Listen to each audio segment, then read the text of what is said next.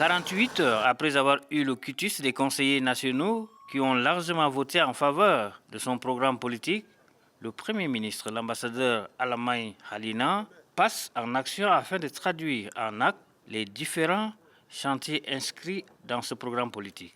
Ce 15 juin 2024, le chef du gouvernement de la Ve République a effectué une descente sur la digue de protection contre les inondations du 9e arrondissement de la ville de N'Djamena.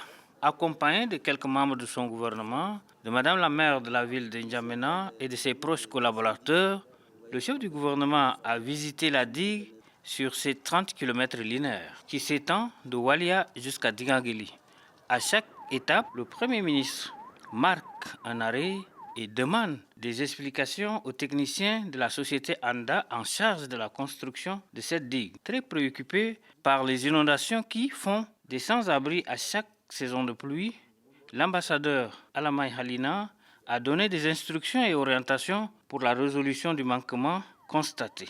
Tout au long du trajet, le Premier ministre a constaté des actes d'incivisme de la population qui sont entre autres les dépôts d'ordures, les tas de sable et la fabrication des briques, s'indigne contre ces pratiques et appelle la population à plus de civisme. Il invite les usagers à s'approprier cet ouvrage pour lequel l'État a déployé des moyens financiers conséquents dans le but de réduire leur souffrance en saison de pluie.